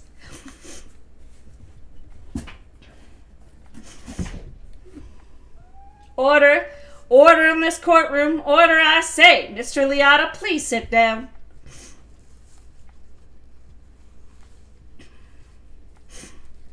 That evening, in Vanessa's apartment. Well, I just think that was awfully nice of the bear to pitch in like that. I'm telling you, I think the jury's on our side. Are we doing everything right, legally? I'm a florist. Right. Well, here's to a great team. To a great team.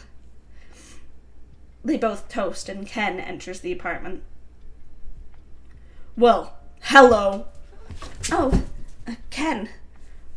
Hello. I didn't think you were coming. No, I was just late. I tried to call, but the battery... I didn't want all this to go to waste, so I called Barry. Luckily, he was free. Yeah. Oh, that was lucky. Well, there's still a little left. I could heat it up. Yeah, heat it up. Sure. Whatever.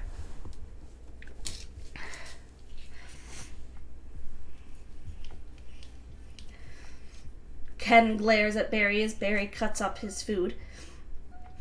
So, I hear you're quite the tennis player. I'm not much for the game myself. I find the ball a little grabby. That's where I usually sit, right there.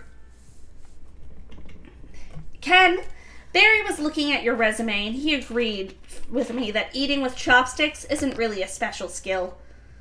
Yeah, I didn't want it to go to waste, so I called my bee boyfriend.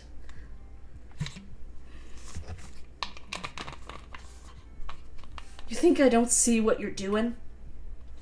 Hey, look, I know how hard it is trying to find the right job. We certainly have that in common. Do we? Well, bees have 100% employment, of course, but we do jobs like taking the crud out. That's just what I was thinking of doing. Ken reaches for a knife, but pushes it off the table. He bends down to pick it up. Ken, I let Barry borrow your razor for his fuzz. I hope that was all right. Ken hits his head on the table as he straightens back up, then presses the apple cider bottle against his temple to soothe it. I'm going to go drain the old stinger. Yeah, you do that. Barry flies a couple of loops in front of Ken as he heads to the bathroom, causing Ken to shake the bottle and get cider in his eyes. Ken slaps his head, accidentally hitting his bruise. Ah, look at that. Barry tears off a small corner of Variety magazine as he goes in. As Barry finishes up and washes his hand, Ken enters carrying a large magazine. You know, I've just about had it with your little mind games. What's that? Italian Vogue?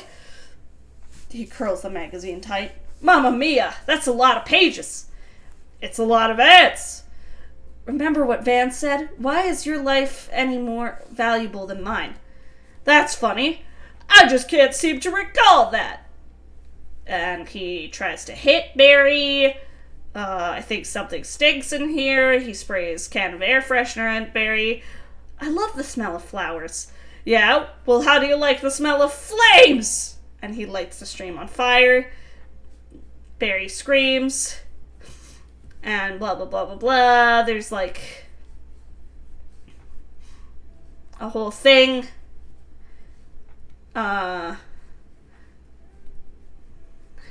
Barry's on the toilet tank. He comes out from behind a shampoo bottle wearing a chapstick cap as a helmet. Ken, look at me. I'm wearing a chapstick hat. This is pathetic. Ken turns the hand shower nozzle from gentle to turbo to lethal. I've got issues. Apparently. Damn.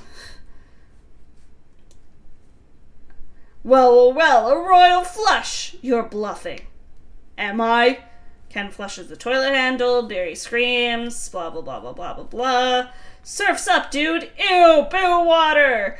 Woohoo! That bowl is gnarly, except for those dirty yellow rings. Like, there's a whole thing here that I just don't want to read out because I think it's way funnier without context. Kenneth! What are you doing? You know what? I don't even like honey. I don't eat it. We need to talk. He's just a little bee, and he happens to be the nicest bee I've met in a long time. Long time? What are you talking about? Are there other bugs in your life? No, but there are other things bugging me in life, and you're one of them. Fine. Talking bees, no yogurt night. My nerves are fried from riding on this emotional roller coaster. Goodbye, Ken. Ugh. And for your information, I prefer sugar-free artificial sweeteners made by man. I'm sorry about all of that. I know it's got an aftertaste. I like it. I always felt like there was some kind of barrier between Ken and me. I couldn't overcome it. Oh well. Are you going to be okay for the trial tomorrow? Oh, I believe Mr. Montgomery is about out of ideas. Yeah, honestly, good for Ken. He deserves this. And now we're back in the courtroom. We would like to call Barry B. Benson to the stand. Now that's a good idea.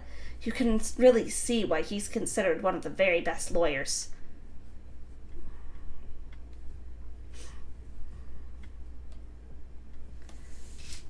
Layton, you gotta weave some magic with this jury or it's gonna be all over. Oh, don't worry, Mr. Gamel. The only thing I have to do to turn this jury around is to remind them what they don't like about bees. You got the tweezers? Are you allergic? Only to losing, son. Only to losing. Mr. Benson B., I'll ask you what I think we'd all like to know. What exactly is your relationship to that woman? I don't like this. I don't like where this is going. I don't like this. I don't like this lawyer straight up asking, hey, Barry, are you fucking that human woman? We're friends. Good friends? Yes. How good? What? Do you live together? Wait a minute. This isn't about... Are you her little... bed bug?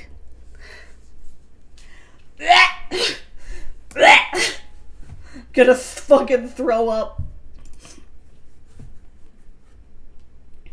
I've seen a bee documentary of two. Now, from what I understand, doesn't your queen give birth to all the bee children in the hive? Yeah, but... So those aren't even your real parents. Oh, Barry. Yes, they are. Adam's getting angry. Hold me back. You're an illegitimate bee, aren't you, Benson? He's denouncing bees. And don't y'all date your cousins? Objection! I'm going to pincushion this guy. Adam escapes Vanessa's grasp and flies at Leighton. Leighton and Kamel wink to each other. Adam, don't! It's what he wants! Adam stings the stinger into Leighton's ample rear, then falls to the floor. And once again, the actual audio description from Netflix. Ample rear.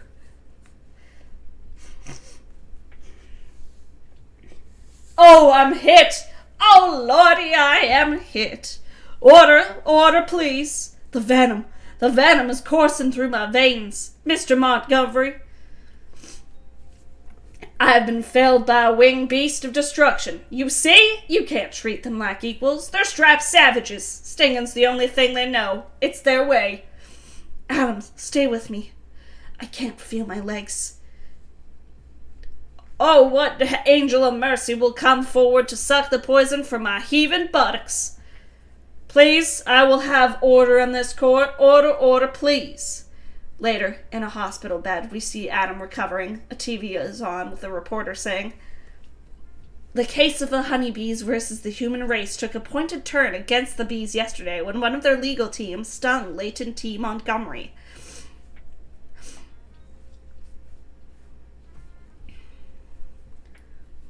Hey, buddy. Hey. Is there much pain? Yeah. I, blew the whole case, didn't I? Oh, it doesn't matter. The important thing is you're alive. You could have died. I'd be better off dead. Look at me. He reveals a plastic sword sandwich pick in place of his stinger. They got it from the cafeteria. They got it downstairs in a tuna sandwich. Look, just a little celery still left on it. What was it like to sting someone? I can't explain it. It was all adrenaline and then ecstasy. You think that was all a trap? Of course. I'm sorry. I flew us right into this. What were we thinking? Look at us. We're just a couple of bugs in this world. What do you think the humans will do to us if they win? I don't know. I hear they put the roaches in motels. That doesn't sound so bad. Adam, they check in, but they don't check out. Oh my. Smoke wafts in, and Adam begins coughing. Say, could you get a nurse to close that window? Why? The smoke. Bees don't smoke. Right. Bees don't smoke. Bees don't smoke. But some bees are smoking. Adam, that's it! That's our case! It is? It's not over? No. Get up. Get dressed. I've got to go somewhere. You get back to the court and stall. Stall any way you can. Back at court, Adam holds an origami boat. And assuming you've done step 29 correctly, you're ready for the tub. Everyone in the courtroom has folded their own origami boat. Mr. Flamen, yes, Your Honor. Where is the rest of your team? Well, Your Honor, it's interesting. You know, bees are trained to fly kind of haphazardly. As a result, quite often we don't make very good time. I actually once heard a pretty funny story about a bee. Leighton's rolling forward in a giant baby walker with a neck brace on. Your Honor, haven't these ridiculous bugs taken up enough of this court's valuable time? How much longer are we going to allow these absurd shenanigans to go on? They have presented no compelling evidence to support their charges against my clients, who have all run perfectly legitimate businesses. I move for a complete dismissal of this entire case. Mr. Flamond, I'm afraid I'm going to have to consider Mr. Montgomery's motion. But you can't. We have a terrific case. Where's your proof? Where's the evidence? Show me the smoking gun. Barry burst through the courtroom doors. Hold it, Your Honor. You want a smoking gun? Here is your smoking gun. Vanessa enters, presenting a bee smoker. What is that? It's a bee smoker. What, this? This harmless little contraption? This couldn't hurt a fly, let alone the bee. Leighton waves the bee smoker around, and the gases pour out towards all the bees in the gallery, causing them all to collapse. Members of the jury, look at what has happened to these bees who have never been asked, smoking or non. Is this what nature intended for us? To be forcibly addicted to these smoke machines and man-made wooden slab work camps, living out our lives as honey slaves to the white man? A black lawyer moves away from his white partners.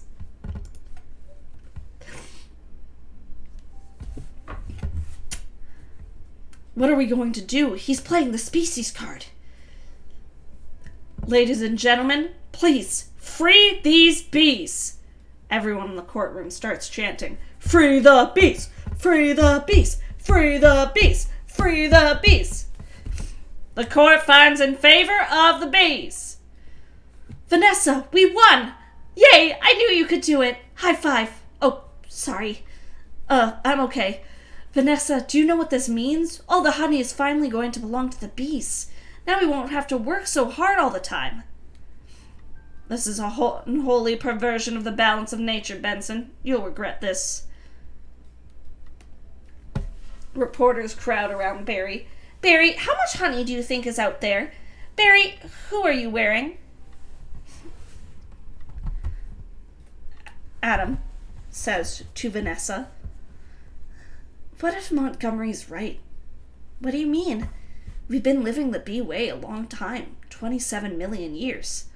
Later, during a montage, congratulations on your victory. What are you going to demand as a settlement? First, we're going to demand a complete shutdown of all bee work camps. Then we want back the honey that was ours to begin with, every last drop. We demand an end to the glorification of the bear as anything more than a filthy, smelly, big-headed, bad-breath stink machine. I believe we're all aware of what they do in the woods.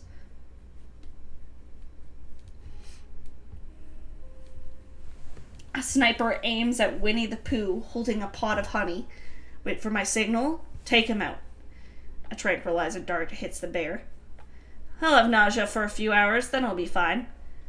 And we will no longer tolerate B-negative names. Agents arrest Sting. But it's just a prance-about stage name. Unnecessary inclusion of honey and bogus health products and la-dee-da human tea-time snack garnishments. Agents arrest an old woman drinking tea, putting her down. I can't breathe! Editor's note. Oh God, wait. This came out in 2007.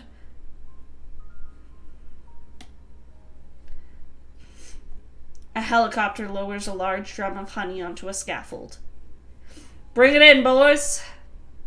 ATFH agents hook up the honey drum to Barry's hive and start pumping the honey in. Inside, the honey vat quickly overflows. Mr. Buswell, we just passed 3 cups and there's gallons more coming. I think we need to shut down. Shut down? We've never shut down. Shut down honey production? Stop making honey! All the factory machines come to a halt. What do we do now? Everybody looks around blankly. Cannonball! Woo! The general shouts into his mic. We're shutting down honey production. Mission abort. Abort and pollination and nectar detail. Returning to base. Back at the hive, all the bees are lounging around, sunning themselves. Factory deserted. Cut to outside. Flowers in the park wither away. Time-lapse shows the grass, flowers, and trees turn gray and dead. At her shop, Vanessa scrawls no more flowers on a sign at the door. Adam, you wouldn't believe how much honey was out there. Oh yeah? What's going on around here? Where is everybody? Are they out celebrating?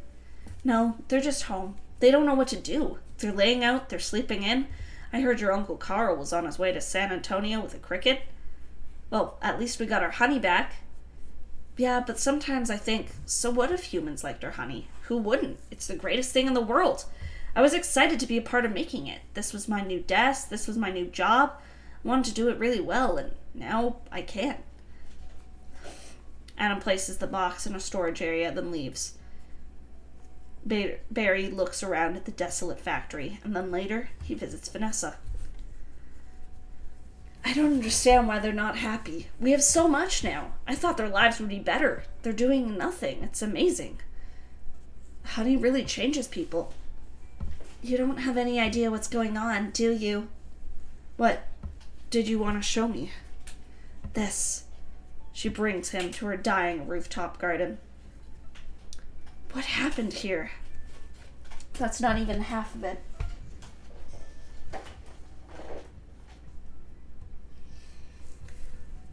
She points him towards the park full of dying plants and trees. Oh no, they're all wilting.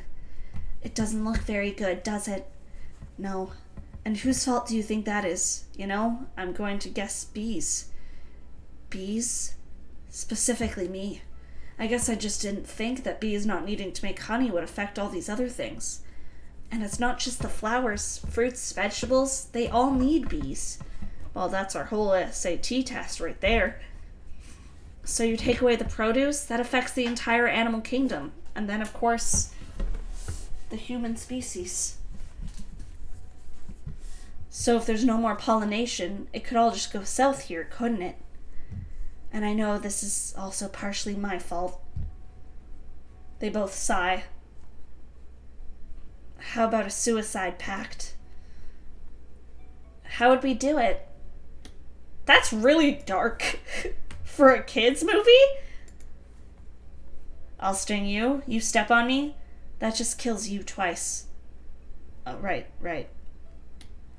Listen, Barry, sorry, but I've got to get going. I had to open my mouth and talk. Barry notices that Vanessa is last. Vanessa? Vanessa? Why are you leaving? Where are you going? To the final Tournament of Roses parade in Pasadena. They've moved it up to this weekend because all the flowers are dying. It's the last chance I'll ever have to see it. Vanessa, I just want to say, I'm sorry. I never meant it to turn out like this. I know. Me neither.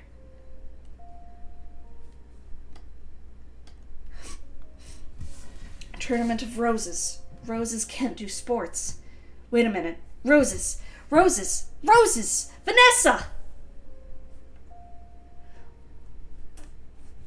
Oh, Grunkle! That's really sweet! Oh, thank you. I hope you have an amazing new year. That's so sweet. My heart.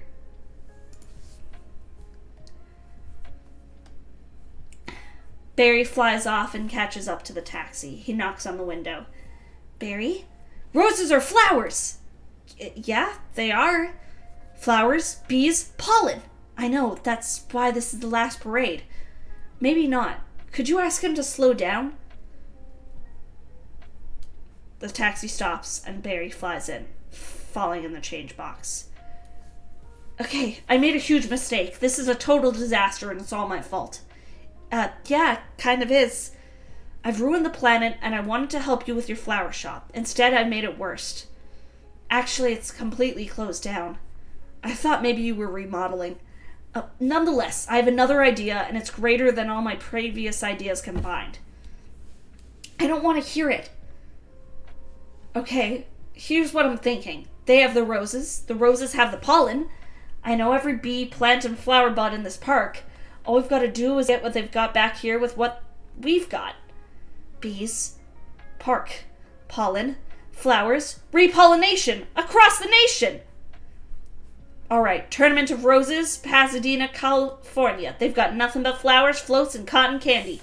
Security will be tight. Lucky, stop eating the blinds. Bad.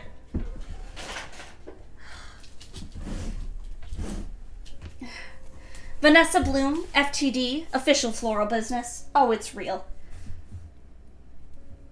Sorry, ma'am, that's a nice brooch, by the way. Pointing to a suspiciously V-shaped pin on her coat. Thank you, it was a gift. Then, once we're inside, we just pick the right float.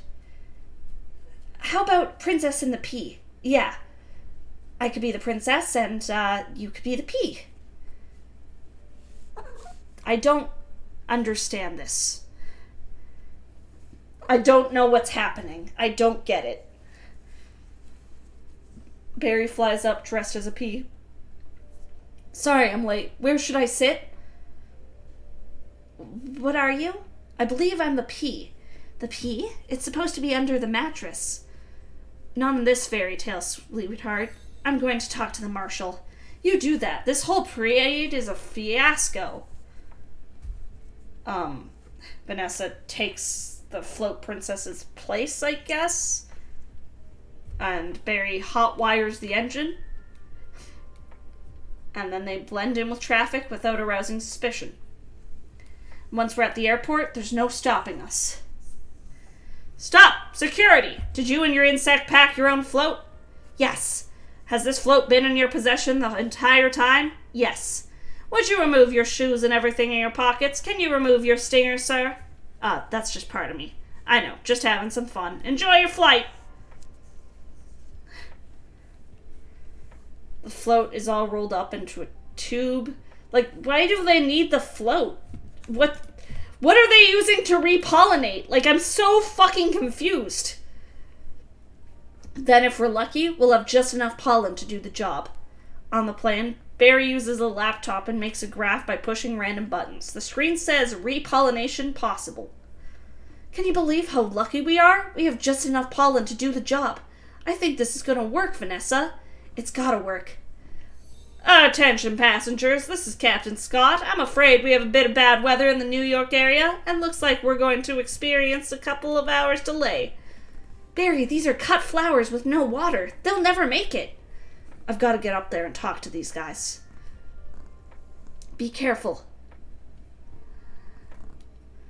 Flight attendant opens the door, and Barry sneaks past while blending in with a black and yellow striped caution sign. Excuse me, Captain, I'm in a real situation here. What did you say, Hal? I didn't say anything. Ah, B! No, don't freak out. There's a chance my entire species... The pilot grabs a handheld vacuum cleaner, turns it on, and lunges it at Barry around the head of his co-pilot. What are you doing? The vacuum sucks up the co-pilot's toupee, jamming it. Uh-oh. Wait a minute, I'm an attorney, says Barry. Who's an attorney? Don't move. The pilot swings and hits the co-pilot in the head, knocking him unconscious.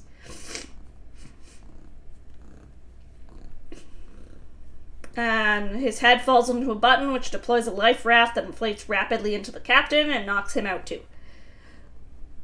Oh, Barry? Says Barry.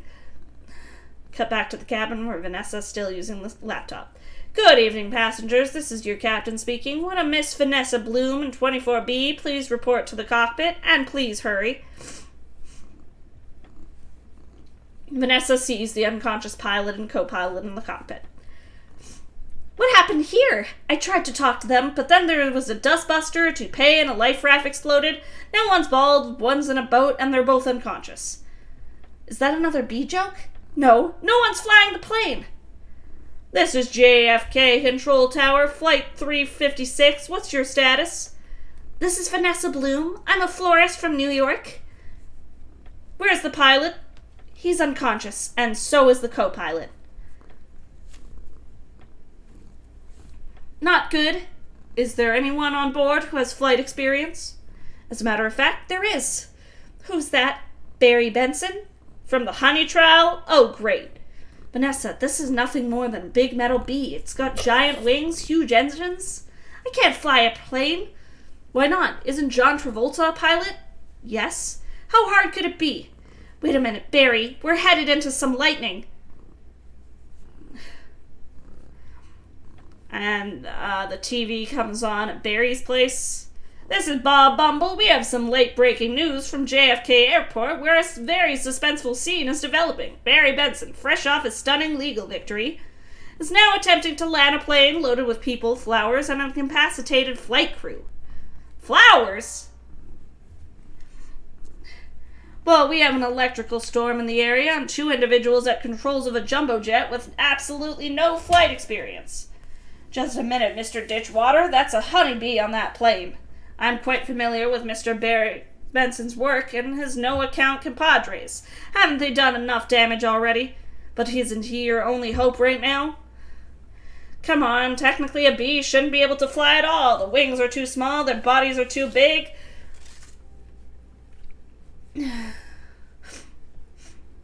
Oh, dear God. Reading this is like trying to piece together the world's most confusing, story. And now this is Barry talking. Hey, hold on a second. Haven't we heard this a million times? The surface area of the wings and body mass doesn't make sense. Get this on the air. You got it. Stand by. We're going live. Mr. Dishwater, the way we work may be a mystery to you, because making honey takes a lot of bees doing a lot of small job. But let me tell you something about a small job. If you do it really well, it makes a big difference. More than we realized. To us, to everyone. That's why I want to get bees back to doing what we do best. Working together. That's the bee way. We're not made of jello. We get behind a fellow. Black and yellow. Hello, says all the bees in the hive. I guess that's a bee saying? I don't know. Barry guides Vanessa to fly the plane according to his movements. Left, right, down, hover. Hover? Forget hover. You know what? This isn't so hard. Beep, beep, beep, beep. She pretends beep. It's the steering column. Suddenly, lightning strikes the plane, frying the controls. Barry, what happened? Wait a minute. I think we were on autopilot that whole time. That may have been helping me. And now we're not. Well, it turns out I cannot fly a plane. Back at the hive, General Lou assembles the squadrons of the pollen jocks. All of you, let's get behind this fellow. Move it out. Back on the plane. Our only chance is to do what I would do, and you copy me with the wings of the plane. You don't have to yell. I'm not yelling. We happen to be in a lot of trouble here. It's very hard to concentrate with that panicky tone in your voice. It's not a tone. I'm panicking. I don't think I can do this. Vanessa, pull yourself together. Listen to me. You've got to snap out of it. Barry slaps Vanessa. You snap out of it. Vanessa slaps Barry, which should have killed him. You snap out of it. Slap. You snap out of it. Slap. You snap out of it. Slap. The plane starts to dip. The bee squadrons emerge from the clouds and get on the underside of the plane, supporting its weight on their shoulders. You snap out of it! You snap out of it! Hold it! Why? Come on, it's my turn. How is the plane flying? I don't know. Barry's antennas start ringing. Hello? Hey, Benson, have you got any flowers for a happy occasion in there? The pollen jocks! They do get behind a fellow, black and yellow. Hello? All right, you two. What do you say we drop this tin can on the blacktop? What blacktop? Where? I can't see anything, can you? No, nothing. It's all cloudy. Come on, you've got to think bee, Barry. Adam leads a large group of bees and chanting thinking bee. Thinking bee, thinking bee, thinking bee. Wait a minute. I think I'm feeling something. What? I don't know, but it's strong, and it's pulling me, like a 27-million-year-old instinct. Bring the nose of the plane down. Thinking bee, thinking bee, thinking bee. What in the world is on the tarmac? Get some lights on that. The bees have assembled into the pattern of a giant pulsing black and yellow flower on the tarmac. Vanessa, aim for that flower. Okay. Cut the engines. Cut the engines? We're going in on bee power. Ready, boys? Good. Easy now. That's it. Land on the flower. Ready, boys? Give me full reverse. Spin it around. The bee hovers around a parked plane that has a flower logo. Not that flower. The other flower. Which flower? That flower. I'm aiming at the flower. That's a fat guy in a flowered shirt. I mean the giant black and yellow flower pulsating made of millions of bees. Pull forward, nose down, bring your tail up, rotate around it. This is insane, Barry! This is the only way I know how to fly. Am I cuckoo-cuckoo, or is this plane flying in an insect-like pattern? Get your nose in there. Don't be afraid of it. Smell it. Full reverse. Easy. Just drop it in. Be a part of it. Aim for the center. Now drop it in. Drop it in, woman!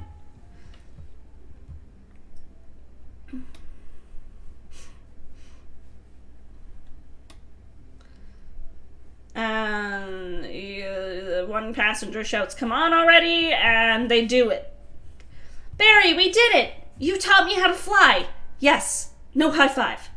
Right. Barry, it worked! Did you see that giant flower? What giant flower? Where? Of course I saw the flower! That was genius, man! Genius! But we're not done yet.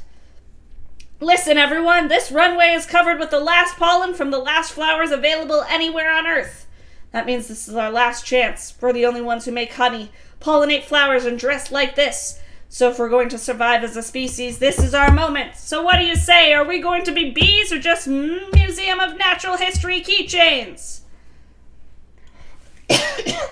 We're bees! And one dude shouts out, "Keychain!"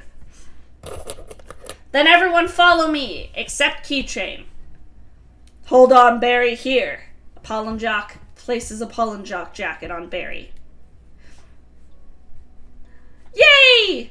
I'm a Pollen Jock, and it's a perfect fit. All I gotta do are the sleeves. The Pollen Jocks toss Barry a nectar pack. Oh, yeah. Mom, I guess, is watching this from back home. That's our Barry! Barry's dog nabs proudly. And they begin pollinating the flowers and all this shit. And Here Comes the Sun by Sheryl Crow starts playing. Mom, the bees are back, says some random kid with a frisbee. Cut to inside the hive, and Adam is putting on the finger-shaped Krellman headgear. If anybody needs to make a call, now's the time. I've got a feeling we'll be working late tonight. The hive factory is once again buzzing with activity. Cut to the flower shop. The sound now reads Vanessa and Barry. Flowers, honey, legal advice. Here's your change. Have a great afternoon. Yes? Can I help? Who's next? Would you like some honey with that? It is bee approved. Don't forget these. Behind a door in a shop labeled Insects at Law, Barry sits in an office listening to a cow's pleas. Milk, cream,